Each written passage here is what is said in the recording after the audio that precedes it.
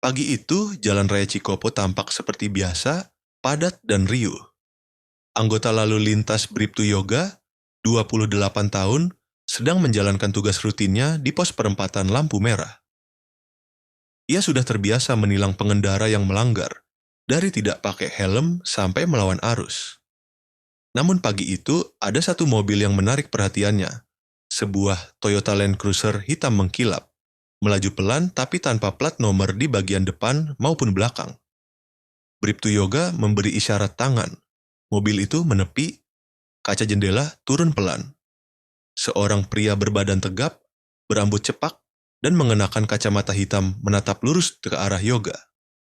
Yoga tetap tenang. "Selamat pagi, Pak. Mohon izin periksa surat-surat kendaraan. Kendaraan Bapak tidak menggunakan plat nomor." Pria itu diam sejenak, lalu berkata singkat, "Ini kendaraan dinas." "Saya paham, Pak. Tapi sesuai prosedur, tetap harus ada identitas kendaraan. Apakah bisa saya lihat surat tanda nomor kendaraannya?" Seketika suasana jadi tegang. Pria itu membuka dashboard dan menyerahkan dokumen berlogo TNI AD. Tapi Bribtu Yoga tetap memeriksa dengan seksama.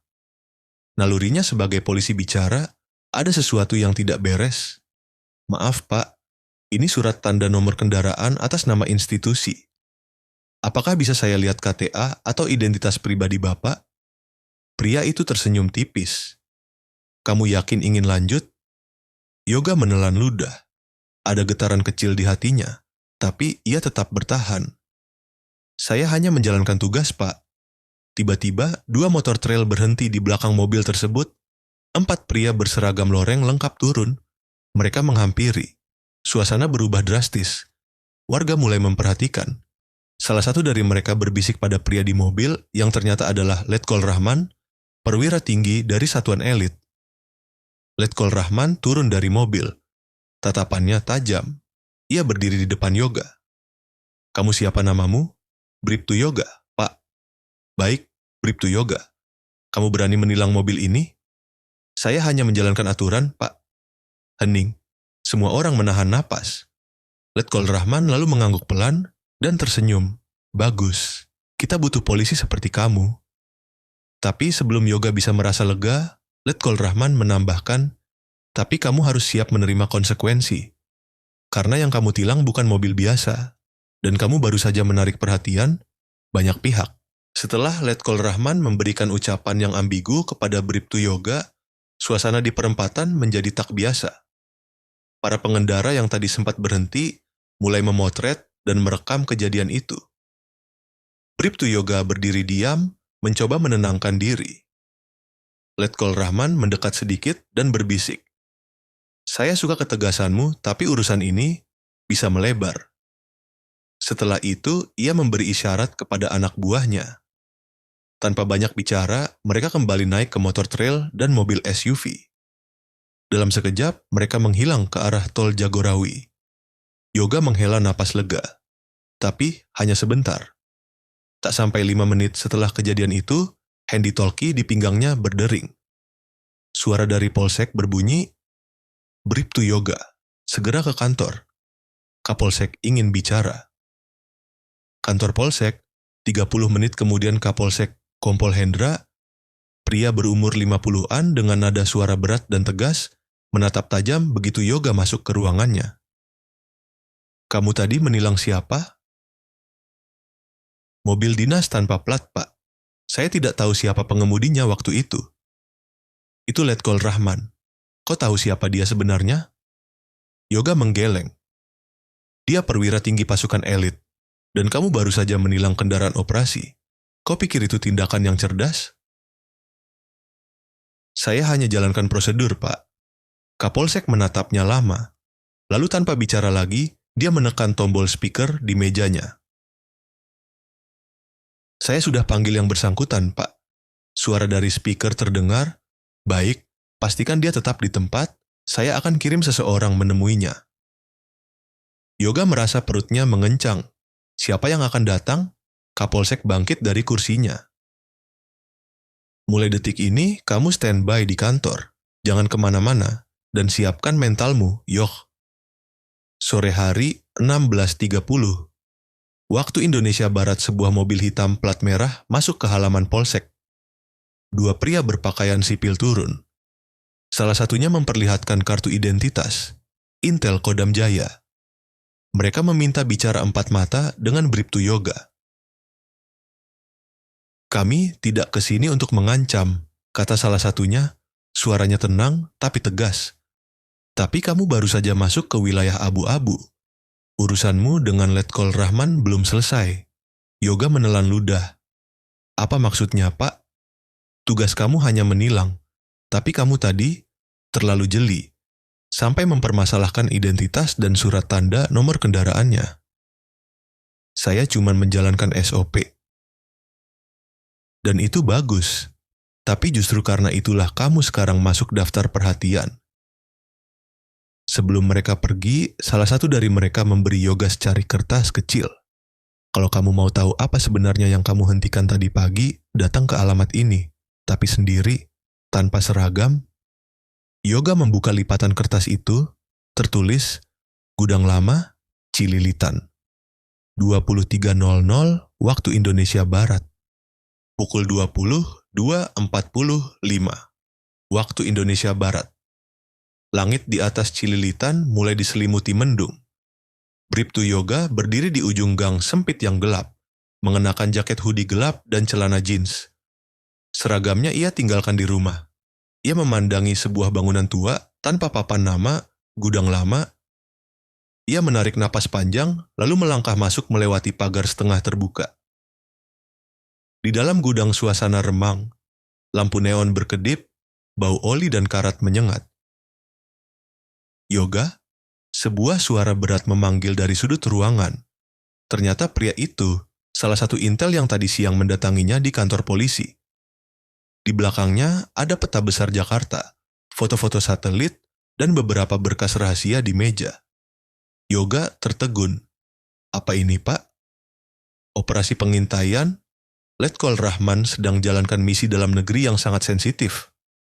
"Tapi, kenapa kendaraan dinasnya tak berplat?" "Karena mereka sedang menyamar, dan kamu hampir mengacaukan itu." Yoga menunduk. Tapi si Intel justru menatapnya dengan serius. "Tapi justru karena kamu berani, Letkol Rahman ingin kamu bergabung sebagai penghubung lapangan." Yoga kaget. "Maksud Bapak, saya masuk ke operasi ini?" "Bukan masuk. Kamu sudah masuk." Si Intel memberikan sebuah amplop coklat. Isinya, kartu akses, radio komunikasi, dan sebuah ponsel khusus. "Mulai malam ini, kamu tidak hanya seorang polisi lalu lintas, kamu akan jadi titik kontak antara kami dan pihak kepolisian. Di luar gudang, tengah malam." Setelah percakapan itu, Yoga melangkah keluar dengan kepala penuh pertanyaan. Tiba-tiba, dari kejauhan, ada seseorang diam-diam memotret dirinya dengan kamera jarak jauh. Orang itu berbicara lewat earpiece. Target sudah menerima paket. Perintah selanjutnya, seseorang di seberang menjawab pelan, "Ikuti terus. Jangan sampai dia tahu siapa yang sebenarnya sedang ia bantu." Pagi harinya, Bribtu Yoga bangun lebih awal dari biasanya. Amplop berisi alat komunikasi dan kartu akses masih ada di saku jaketnya, seolah jadi pengingat bahwa kehidupannya tak lagi normal. Pikirannya berkecamuk. Pukul 8.15 waktu Indonesia Barat. Kantor polisi saat Yoga masuk ke pos lantas seperti biasa, beberapa rekan menyapanya tanpa tahu apa yang terjadi semalam. Tapi Kapolsek Kompol Hendra memanggilnya secara pribadi ke ruangan. "Kamu tetap jalani tugas seperti biasa. Tapi jangan lupa, sekarang kamu diawasi oleh lebih banyak mata." Yoga hanya mengangguk. Ia tahu, mulai hari ini, gerak-geriknya bukan hanya diawasi oleh rekan satuan, tapi juga oleh pihak yang bahkan tak ia kenal. 10.02 waktu Indonesia Barat, sinyal pertama ponsel khusus yang ia terima semalam tiba-tiba bergetar dalam saku celananya. Layar menampilkan satu pesan. "Uji pengamatan. Pantau kendaraan plat hitam B 1920 KOZ. Titik lintas, Cawang Kramat Jati. Jangan dekati, kirim laporan visual dari jarak aman." Yoga bergegas menuju flyover Cawang dengan motor dinasnya. Ia parkir di pinggir jalan, memasang kacamata hitam, dan mulai mengamati. 10.33 WIB, mobil muncul. Sebuah mobil SUV hitam lewat perlahan. Sopirnya adalah pria muda dengan kacamata hitam dan gaya seperti eksekutif biasa. Tapi Yoga memperhatikan lebih jeli. Ada bekas stiker pasukan khusus yang sudah dikelupas di kaca belakang. Ia segera mengambil foto dari balik helm, mengirimkan ke ponsel khusus. Beberapa detik kemudian, pesan masuk. Target terkonfirmasi. Jaga jarak, tim kami akan lanjutkan. Kamu berhasil. Yoga menarik napas lega, tapi hanya sebentar. Tiba-tiba, sebuah motor mendekat. Dari belakang, sebuah motor matic berhenti di dekatnya. Pengendaranya memakai jaket ojek online dan helm full face.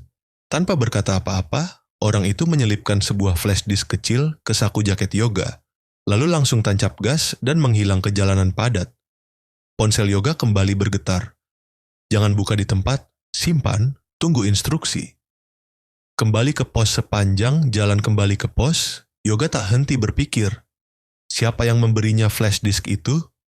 Apakah itu bagian dari misi atau jebakan?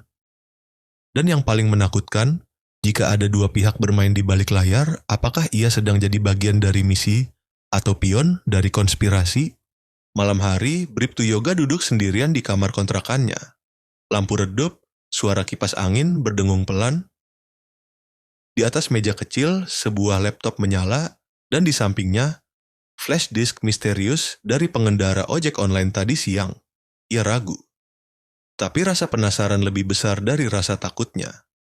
Perlahan, ia colokkan flash disk itu.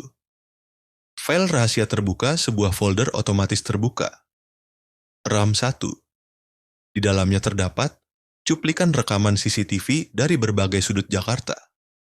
Video tanpa suara yang menunjukkan Letkol Rahman bertemu dengan pria berpakaian sipil membawa koper. Sebuah dokumen PDF berjudul Daftar Transfer Dana Operasi Bayangan. Mencantumkan beberapa nama yang tak asing, termasuk pejabat polisi aktif. Yoga menelan ludah. Ini bukan misi biasa. Ini sudah menyentuh korupsi tingkat tinggi. Pesan tersembunyi di video. Di akhir video, sebuah pesan muncul dalam bentuk teks. Jika kamu melihat ini, berarti kamu telah melewati batas zona aman. Ada dua pihak yang bertarung. Dan kamu hanya punya satu pilihan, bersama mereka, atau bongkar semuanya. Panggilan masuk ponsel khususnya berdering. Kali ini bukan pesan, tapi panggilan suara. Suara di seberang terdengar dalam nada berat dan tajam. Yoga, kamu buka flash disk itu, kan? Yoga terdiam. Bagus, sekarang kamu tahu. Tapi kamu belum tahu siapa sebenarnya Letkol Rahman. Kalau kamu mau tahu kebenaran, datang ke lokasi kedua. Jangan bawa alat komunikasi. Jangan pakai seragam, sendirian. Alamat baru muncul di layar sebelum telepon ditutup, satu pesan terakhir muncul. Taman Lalu Lintas, Minggu 04.30 waktu Indonesia Barat. Yoga menatap layar laptop yang berkedip. Ia sadar, kini ia benar-benar terjebak di tengah konflik antara dua kekuatan besar. Keduanya sama-sama mengerikan. Dan mungkin tidak ada jalan mundur. Minggu 04.20 WIB, Bandung, Taman Lalu Lintas Ade Irma Suryani kabut pagi masih menggantung rendah saat Bribtu Yoga turun dari mobil sewaan. Ia mengenakan jaket tebal, masker, dan topi hitam. Tak satu pun yang menunjukkan identitasnya sebagai polisi. Di antara pohon-pohon besar dan jalur miniatur jalan raya, taman itu terlihat seperti biasa. Tapi perasaan Yoga tidak biasa. Sunyi. Terlalu sunyi. 04.30 waktu Indonesia Barat, sosok misterius menyapa, "Datang juga kamu." Suara itu muncul dari arah kanan. Seorang pria berumur sekitar 40-an, mengenakan jaket kulit, dan membawa ransel, berjalan ke arahnya. Wajahnya serius, tapi tidak mengancam. "Saya dari tim pengawas independen, kami memantau operasi Letkol Rahman sejak lama. Kamu ada di tengah badai besar, nak." Yoga diam. Ia hanya mengangguk pelan. Pria itu mengeluarkan sebuah tablet, menampilkan rekaman baru, pertemuan rahasia antara Letkol Rahman dan salah satu anggota legislatif. Konspirasi terungkap. Ini bukan soal plat nomor, ini soal dana gelap dan distribusi senjata ke pihak sipil bayangan. Pria itu menjelaskan bahwa operasi Rahman punya dua sisi, satu legal, satu ilegal. Letkol Rahman pernah jadi pahlawan, tapi sekarang ia bermain di dua dunia, dan kamu bisa bantu kami bongkar semuanya, atau kamu bisa berhenti di sini dan pura-pura tak tahu apa-apa. Yoga menatapnya tajam. Apa yang harus saya lakukan? Tawaran nyata pria itu menyerahkan sebuah tas kecil. Isi di dalamnya, rekaman audio, koordinat lokasi gudang, dan dokumen yang bisa membongkar seluruh jaringan. Tapi jika kamu terima ini, nyawamu bukan lagi milikmu sendiri. Yoga menggenggam tas itu. Ia menatap taman yang perlahan diterpa cahaya matahari pagi. Diam sejenak, lalu mengangguk. Kalau ini satu-satunya jalan, saya akan jalanin. Dari jauh, ada yang mengintai. Dari balik kamera drone kecil yang terbang rendah, seseorang di tempat lain sedang menyimak semuanya. Subjek menerima paket, rencana cadangan disiapkan. Di ujung Jakarta, Letkol Rahman duduk di dalam ruang gelap menatap layar drone. Yoga, kamu memang menarik, tapi mari kita lihat seberapa jauh kamu sanggup bertahan. Selasa, 02.13 WIB. Gudang tua di Cilincing Bribtu Yoga berdiri di depan bangunan besar tua yang tampak tak terurus. Koordinat yang ada di dalam tas mengarah ke sini. Di sekelilingnya gelap, hanya suara ombak dan jangkrik yang terdengar. Ia mengenakan pakaian sipil, membawa kamera kecil dan satu alat perekam. Jantungnya berdegup kencang. Pintu gudang terbuka dari kejauhan, terlihat truk militer tanpa plat nomor masuk diam-diam ke dalam. Yoga berjongkok di balik drum besi, mengambil gambar. Lalu dia melihatnya. Letkol Rahman turun dari truk membawa map tebal, diapit dua pria bersenjata. Tak lama kemudian, datang seorang pria lain, Kompol Hendra. Kompol Hendra, Yoga menahan napas. Komandannya sendiri yang ia percaya ada di tengah transaksi rahasia ini. Mereka saling berjabat tangan lalu menyerahkan koper berisi sesuatu yang terlihat seperti uang atau dokumen. Langkah terlalu cepat. Dalam kondisi genting, Yoga mengirim sebagian data melalui sinyal terenkripsi. Namun, sinyal terganggu. Salah satu penjaga curiga menengok ke arah tempat Yoga bersembunyi. Siapa di sana? Teriakan itu mengundang sorotan senter. Yoga berlari, kamera jatuh, tapi ia berhasil melompat pagar belakang gudang dan menghilang ke semak-semak. Pengejaran dimulai suara mesin motor menyusul dari belakang. Yoga bersembunyi di kolong jembatan, napas memburu. Telepon satunya bergetar, sebuah pesan dari pihak pengawas. Data cukup, kamu aman, jangan kembali ke pos, Hendra tahu kamu. Pergantian identitas. Beberapa hari kemudian, sebuah berita muncul di media. Oknum Letkol TNI dan perwira polisi diduga terlibat jaringan dana gelap. Bukti dikirim oleh sumber anonim. Wajah Yoga tak pernah muncul di berita, karena saat itu ia sudah berada di sebuah desa terpencil di Jawa Tengah, mengenakan identitas baru sebagai petani, meninggalkan segalanya di belakang. Di sebuah ladang yang sepi, Yoga, kini dengan nama baru, menatap senja dengan tenang. Tapi matanya tak bisa membohongi kenyataan, ia telah membongkar kejahatan besar, tapi mengorbankan kehidupannya sendiri, dan ia tahu, masih ada banyak Rahman di luar sana.